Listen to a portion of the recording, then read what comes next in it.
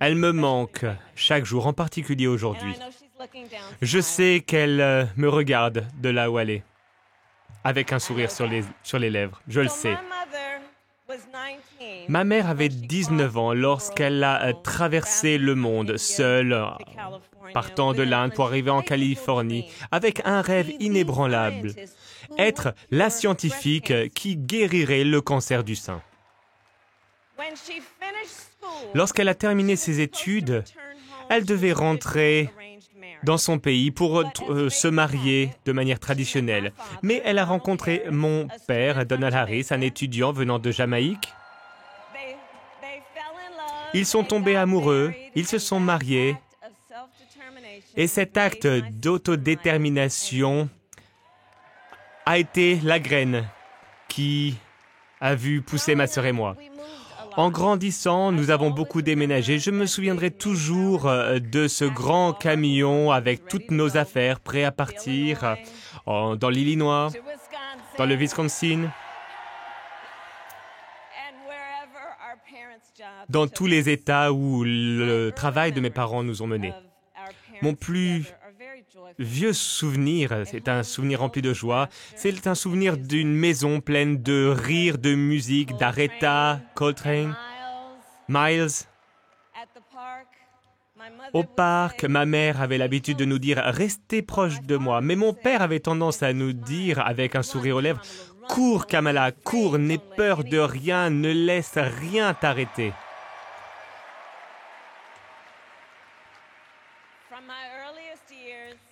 Dès mon plus jeune âge, mon père m'a appris d'être sans peur. Mais lorsque j'étais à l'école élémentaire, l'harmonie de couple de mes parents s'est terminée et mes parents se sont séparés. Avant que ma mère ait les moyens de nous acheter une maison, elle louait un appartement à la East Bay. Dans la baie, soit on vit sur les collines ou sur les terres un petit peu plus plates, comme on dit, eh bien c'est là qu'on vivait, dans un quartier de travailleurs avec des pompiers, des infirmières et des ouvriers, des compagnons qui travaillent dans le bâtiment. Toutes ces personnes qui, avec fierté, entretenaient leur jardin. Ma mère travaillait du matin jusqu'au soir et comme beaucoup de parents qui travaillent, eh bien, elle comptait sur un cercle de proches pour s'occuper de nous. Monsieur Shelton qui s'occupait de la garderie et qui est devenu un deuxième père, une deuxième mère pour moi. Oncle Sherman, oncle Freddy, tata Chris. Cette famille d'adoption, c'est une famille qui ne partageait pas le même sang que nous, mais qui partageait la même vie que nous. Des proches, une famille qui nous a appris comment faire des gumbo, comment jouer aux échecs et parfois qui nous laissait gagner. Une famille qui nous aimait, qui croyait en nous. Une famille qui nous a appris que nous pouvions devenir tout ce que nous voulions, une famille qui nous a appris que nous pouvions faire tout ce que nous voulions. Ils nous ont inculqué les valeurs qu'ils incarnaient, la communauté, la foi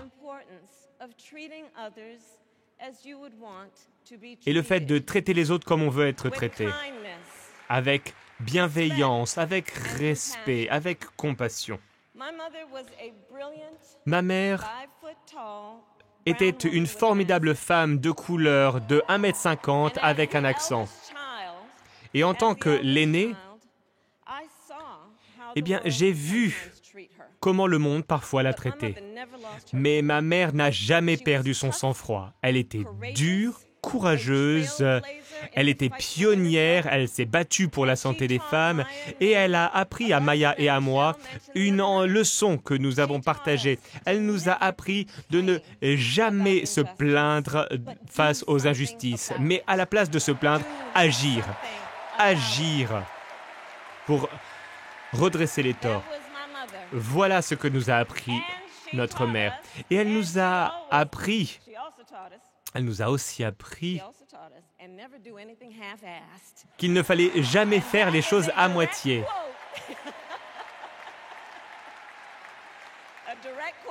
Une citation directe. J'ai grandi dans les idéaux du mouvement des droits civiques. Mes parents s'étaient rencontrés lors d'un rassemblement pour les droits civiques et ils se sont assurés que nous ayons connaissance des grands dirigeants des droits civiques.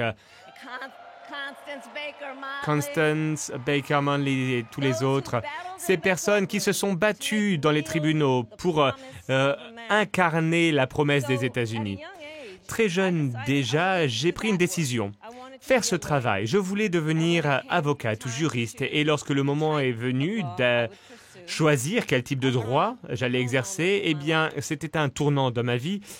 Vous savez, lorsque j'étais au lycée, j'ai commencé à remarquer quelque chose chez ma meilleure amie Wanda.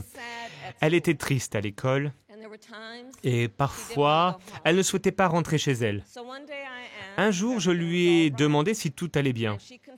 Et elle m'a confié le fait qu'elle était abusée sexuellement par son beau-père. Immédiatement, je lui ai dit qu'il fallait qu'elle vienne chez nous, et c'est ce qu'elle a fait.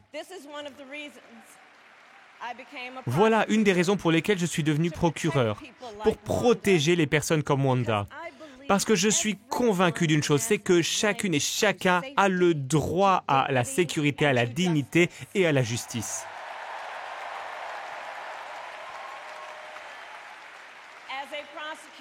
En tant que procureur, lorsque j'ai été confronté à une affaire, eh bien, je lançais les accusations pas au nom d'une victime, mais au nom de toute la population, pour une raison simple. C'est que dans notre système judiciaire, une violation contre l'un est une violation contre tous.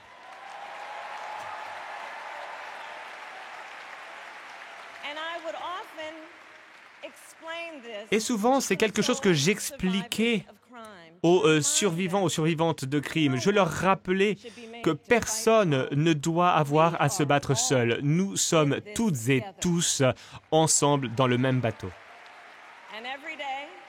Et chaque jour, dans les tribunaux, je me suis levé avec fierté face au juge et j'ai dit 5 mots. Kamala Harris pour le peuple.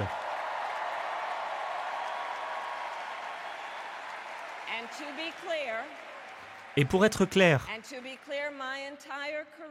toute ma carrière, je n'ai eu qu'un client, le peuple.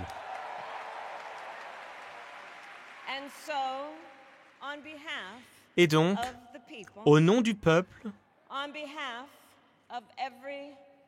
au nom de toutes les Américaines, de tous les Américains, peu importe leur parti, leur race, leur genre ou la langue parlée par leur grand-mère, au nom de ma mère et au nom de toutes les personnes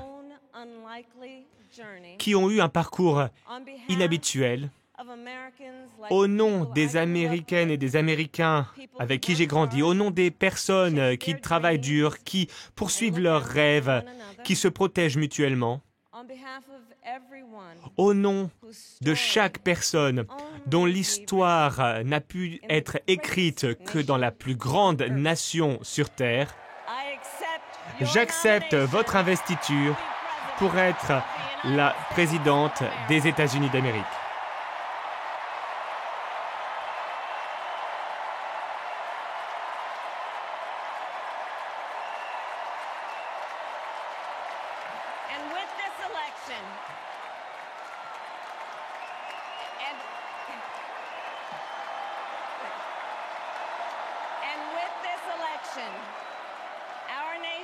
Et grâce à cette élection, notre nation, avec cette élection, notre nation a une occasion à saisir pour tourner la page du cynisme, de l'amertume et des divisions du passé. L'occasion d'ouvrir un nouveau chapitre.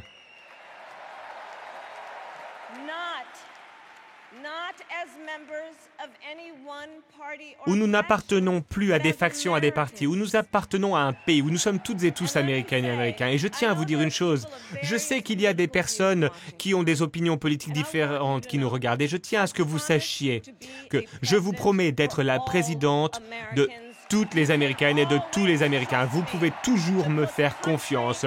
Je placerai toujours les intérêts du pays au-dessus des intérêts du parti et des intérêts personnels.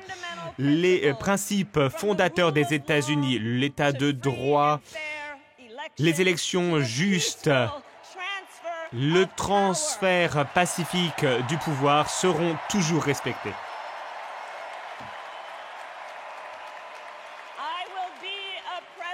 Je serai la présidente qui nous unit autour de nos plus grandes aspirations.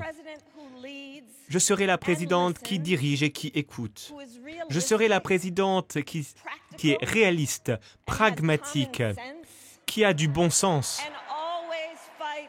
et qui se bat toujours pour les Américaines et les Américains. Des tribunaux à la Maison-Blanche, voilà mon parcours.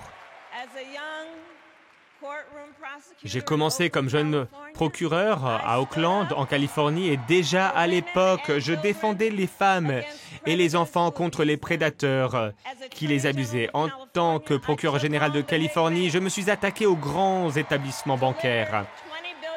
Et j'ai obtenu 20 milliards de dollars pour les familles de classe moyenne qui étaient confrontées à la faillite. Et j'ai fait en sorte que le Bill of Rights soit respecté. J'ai défendu les anciens combattants, les étudiants qui étaient escroqués par certaines grandes universités. J'ai défendu les travailleurs qui se voyaient privés du salaire qui leur était dû. J'ai défendu les personnes âgées confrontées à des maltraitances. Je me suis battu contre les cartels qui trafiquent les armes à feu, les stupéfiants et les êtres humains, qui menacent la sécurité de nos frontières et la sécurité de nos communautés. Et ces combats n'étaient pas simples, je peux vous le dire. Et les élections qui m'ont placé à mon poste n'étaient pas simples non plus. Nous avons été sous-estimés pratiquement à chaque fois, à chaque tournant, mais nous n'avons jamais baissé les bras. Pourquoi? Eh bien parce que l'avenir vaut toujours la peine de se battre. Voilà le combat dans lequel nous nous trouvons aujourd'hui. C'est un combat, une lutte pour l'avenir des États-Unis.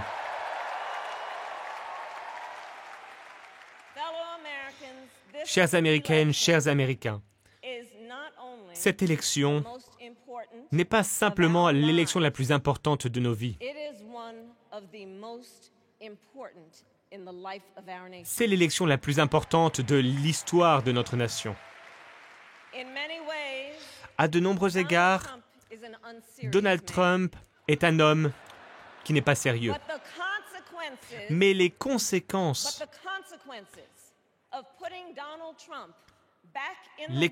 d'une nouvelle présidence Donald Trump sont très sérieuses. Imaginez un peu. Imaginez le chaos et le désastre causé lorsqu'il était au pouvoir. Imaginez ce qui s'est passé depuis qu'il a perdu les dernières élections. Donald Trump a essayé de jeter à la poubelle votre bulletin de vote. Lorsqu'il a perdu les élections, il a envoyé un groupe de personnes violentes contre le Capitole qui ont attaqué des policiers. Des politiques, lorsque les politiques de son propre parti lui ont demandé de rappeler cette foule, il a fait l'inverse. Il a attisé la flamme. Et aujourd'hui, pour différents crimes, il a été condamné pour fraude par un groupe d'Américains de tous les partis. Et il a été condamné pour avoir commis un abus sexuel. Et réfléchissez, imaginez ce qu'il a l'intention de faire si on lui redonne le pouvoir. Rappelez-vous ce qu'il a dit qu'il ferait. Il a dit qu'il libérerait des extrémistes violents qui se sont attaqués à ces policiers sur le Capitole. Il a l'intention claire de mettre en prison des journalistes, des opposants politiques et toute personne vue comme l'ennemi. Il a exprimé clairement son intention claire de déployer notre armée contre nos propres citoyens. Songez-y. Imaginez le pouvoir qu'il aura, en particulier après le fait que la Cour suprême a statué sur le fait qu'il aurait l'immunité présidentielle pour toutes sortes de crimes. Imaginez Donald Trump sans aucun garde-fou. Imaginez comment il utiliserait tous les pouvoirs de la présidence des États-Unis. Il ne s'en servirait pas pour améliorer votre vie. Il ne se servirait pas de ce pouvoir pour renforcer notre sécurité nationale. Il s'en servirait pour servir le seul client qu'il n'ait jamais eu, lui-même.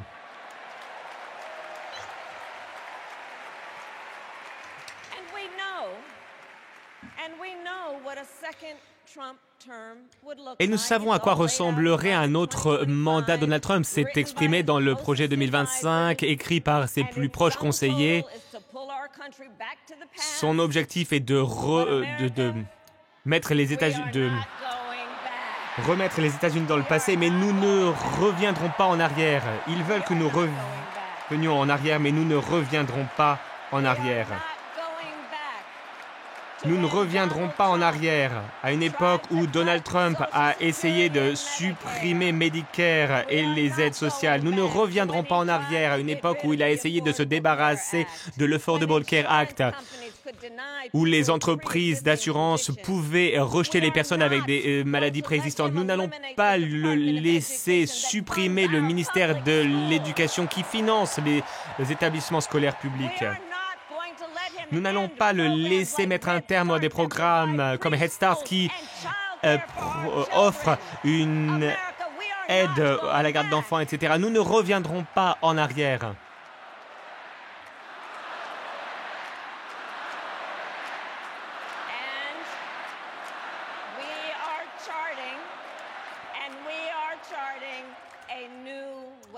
Nous ouvrons un nouveau chapitre pour avancer, pour aller de l'avant vers un avenir avec une classe moyenne forte, solide, car nous savons que lorsque la classe moyenne est solide, le pays réussit. Renforcer cette classe moyenne sera un objectif clé de ma présidence.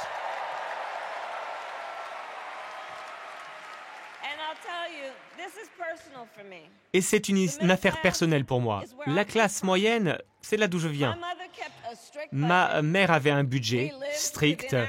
Nous vivions selon nos moyens et rien ne nous manquait. Et elle voulait que nous saisissions toutes les opportunités qui se présentaient à nous. Elle voulait que nous soyons reconnaissantes pour ces opportunités. Car comme elle nous l'a appris, les opportunités n'arrive pas pour tout le monde. Voilà pourquoi nous allons créer ce que j'appelle une économie de l'opportunité.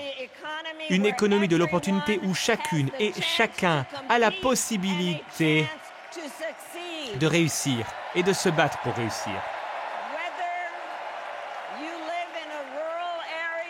Que l'on vienne d'une zone rurale, d'une petite ville, d'une grande ville, et en tant que présidente, je réunirai des travailleurs, des propriétaires de petites entreprises, des entrepreneurs, des entreprises américaines, pour créer des emplois, pour développer notre économie et pour baisser le coût des soins de santé, des biens. Nous améliorons l'accès aux capitaux pour les petits entrepreneurs, pour les petites entreprises et nous lutterons contre la pénurie de logements. Nous mettrons un terme à cette pénurie et nous protégerons la sécurité sociale et Medicare. Comparez ce programme à celui de Donald Trump, car tout le monde sait ici qu'il ne se bat pas pour la classe moyenne. Non, il ne se bat pas pour la classe moyenne. Il se bat pour lui-même et pour ses amis milliardaires. Il leur donnera de nouvelles réductions d'impôts. Cela rajoutera 5 000 milliards de dollars à la dette nationale.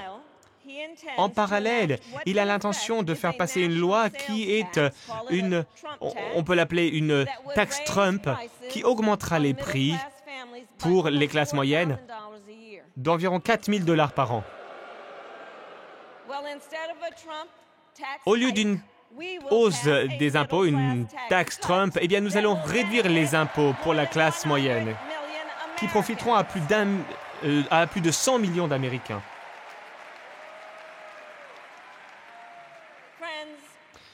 Chers amis, je suis convaincu d'une chose, c'est que les États-Unis ne peuvent prospérer si nous ne sommes pas réellement en mesure de prendre nos propres décisions concernant notre propre vie, en particulier lorsqu'il s'agit du cœur et du foyer. Aux États-Unis, aujourd'hui, trop d'Américaines n'ont pas la possibilité de prendre ces décisions. Donald Trump a sélectionné des juges à la Cour suprême pour supprimer la liberté reproductive. Et il s'en vante aujourd'hui. Je le cite, « Je l'ai fait et je suis fier de l'avoir fait. » Fin de citation. Eh bien, ces 2 dernières années, j'ai parcouru tout le pays. Et les femmes m'ont raconté leurs histoires. Des maris, des pères ont partagé leurs histoires. Des histoires de femmes qui font des fausses couches dans un parking, qui développent des abcès, qui perdent la possibilité d'avoir à nouveau des enfants. Tout cela parce que les médecins ont peur d'aller en prison s'ils s'occupent de leurs patientes. Des couples qui essaient tout simplement de développer leur famille, qui voient le traitement pour une FIV interrompu, des personnes victimes d'abus sexuels qui sont obligées de poursuivre une grossesse jusqu'au terme. Voilà ce qui se passe aujourd'hui dans notre pays à cause de Donald Trump. Et il ne s'arrêtera pas là. Dans son programme, lui et ses alliés ont l'intention de limiter l'accès à la contraception, interdire la pilule abortive et mettre en place une interdiction de tous les avortements avec ou sans le Congrès. Il a l'intention de créer le poste de coordinateur anti-avortement et forcer les États à rapporter ou à signaler les fausses couches et les avortements. Ils sont tout simplement fous.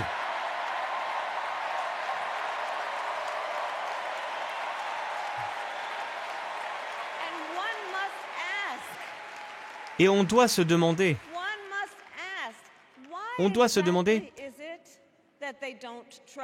pourquoi ne font-ils pas confiance aux femmes? Nous faisons confiance aux femmes.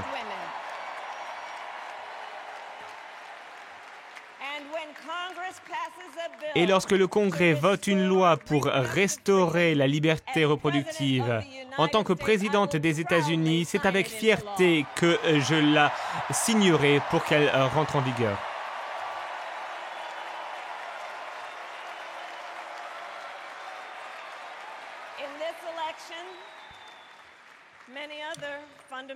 Dans cette élection, beaucoup de libertés fondamentales sont en jeu. La liberté de vivre en sécurité face aux armes à feu dans les écoles, dans les communautés, dans les lieux de culte.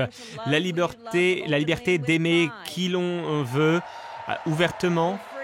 La liberté de respirer de l'air propre, pur et de boire une eau pure. La liberté de vivre sans pollution, de vivre protégé de la crise climatique. La liberté... Cette liberté qui débloque toutes les autres libertés, la liberté de voter, le droit de vote. Avec cette élection, enfin, nous avons l'occasion de passer la loi John Lewis et la loi pour la liberté de vote.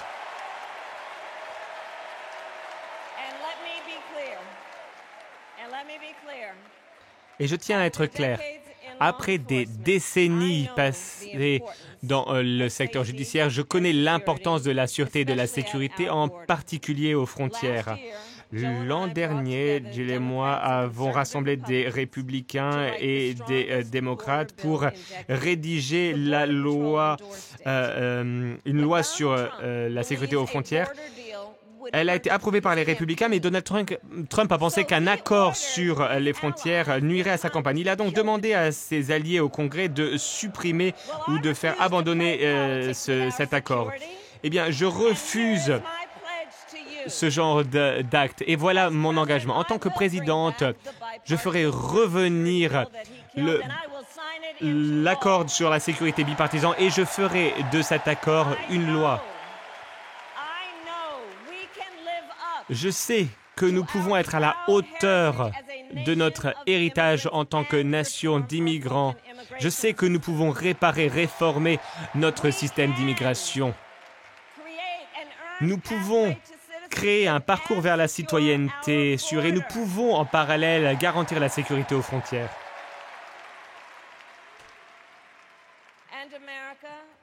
Chères Américaines, chers Américains, nous devons également être résolus pour promouvoir la sécurité et promouvoir nos valeurs à l'étranger. En tant que vice-présidente, j'ai été confrontée à des menaces de sécurité. J'ai négocié avec des dirigeants internationaux, j'ai renforcé nos alliances et j'ai travaillé avec nos courageux soldats et soldats à l'étranger. En tant que commandante en chef, je m'assurais que les États-Unis ont toujours la force, restent la première puissance mondiale.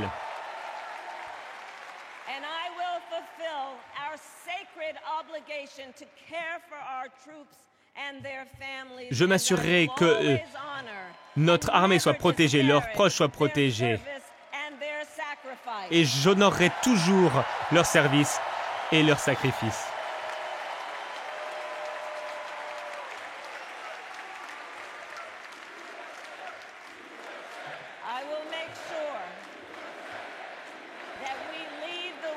Je m'assurerai que nous mènerons le monde dans l'espace, l'intelligence artificielle, pour que la Chine ne remporte pas cette compétition et que nous renforcerons notre leadership international. Trump, à l'inverse, menace de quitter l'OTAN. Il a encouragé Poutine d'envahir nos alliés. Il a dit que la Russie pouvait faire tout ce qu'elle souhaitait, tout ce qu'elle voulait. 5 jours avant l'invasion de la Russie contre l'Ukraine, j'ai rencontré le président Zelensky et je l'ai prévenu du plan de la Russie. J'ai contribué à la mobilisation de plus de 50 pays qui défendent l'Ukraine contre l'agression de Poutine. Et en tant que présidente, je serai solidaire envers l'Ukraine, solidaire envers nos alliés de l'OTAN.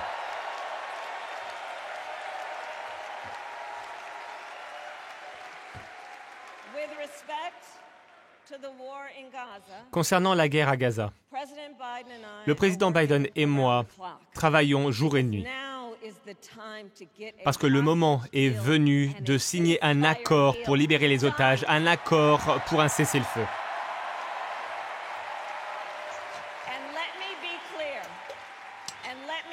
Et je tiens à être clair. Je défendrai toujours le droit d'Israël de se défendre. Je défendrai toujours le droit d'Israël de se défendre, car le peuple d'Israël ne doit plus jamais être confronté aux atrocités commises par un groupe terroriste, le Hamas. Les atrocités que le groupe terroriste, le Hamas, a commises le 7 octobre. Le massacre de personnes lors d'un festival de musique ne doit jamais se reproduire. En parallèle, ce qui se passe depuis 10 mois à Gaza est tout à fait déchirant. Tant de vies innocentes ont été perdues. Des personnes désespérées, affamées, qui fuient pour trouver la sécurité. C'est tout à fait déchirant de voir autant de souffrance. Le président Biden et moi travaillons pour mettre un terme à cette guerre afin qu'Israël soit sécurisé, que les otages soient libérés, que les souffrances à Gaza s'arrêtent et que le peuple palestinien puisse exercer son droit, avoir le droit à la dignité, la sécurité, la liberté et l'autodétermination.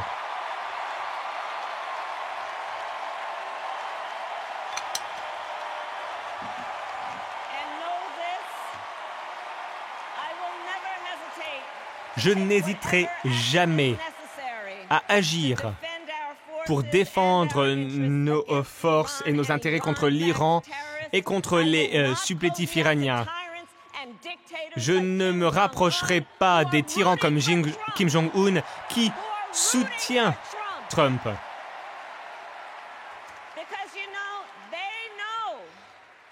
Ils savent qu'il est facile à manipuler avec des flatteries et des faveurs. Ils savent que Trump ne tiendra pas les autocrates responsables, car c'est un autocrate lui-même. Il ne leur demandera aucun compte, mais en tant que présidente, je ne faillirai jamais. Je protégerai toujours les droits aux États-Unis, car entre la démocratie et la tyrannie, je sais où je me trouve et je sais où est la place des États-Unis.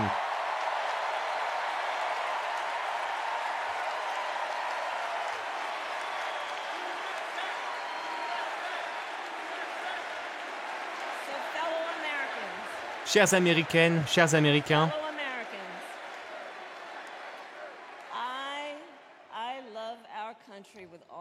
j'aime notre pays du fond du cœur.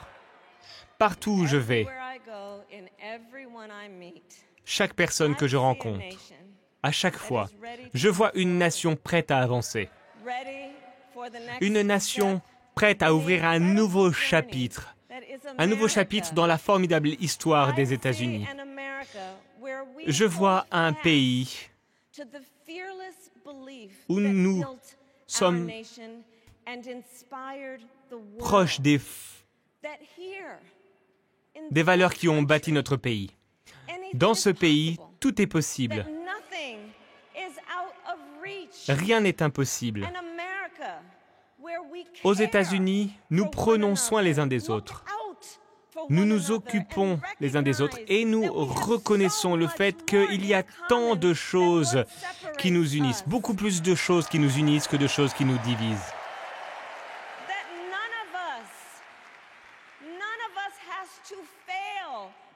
Personne ne doit échouer pour que nous réussissions.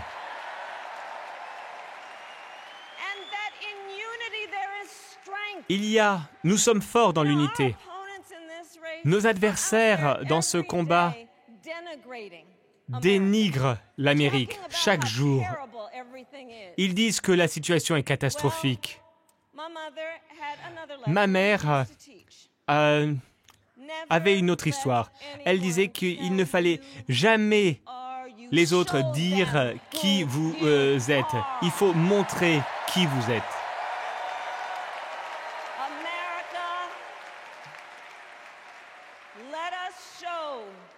Montrons-nous et montrons au monde qui nous sommes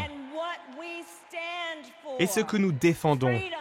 Nous défendons la liberté, les opportunités, la compassion, la dignité, l'équité, la justice et des opportunités sans limite.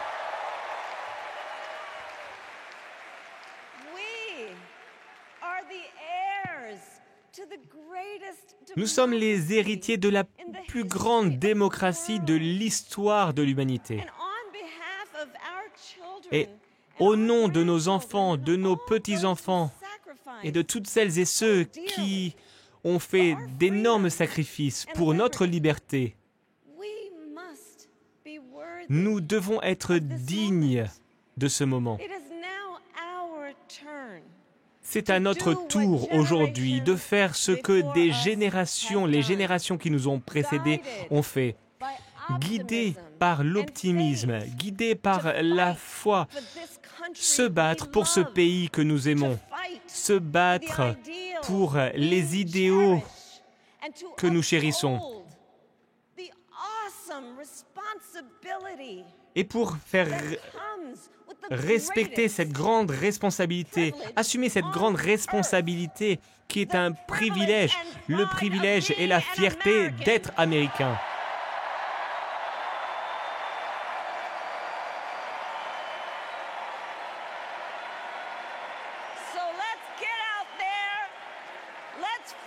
Alors battons-nous, agissons, votons et ensemble, écrivons le prochain grand chapitre de la plus grande histoire jamais écrite. Merci. Que Dieu vous bénisse et que Dieu bénisse les États-Unis d'Amérique.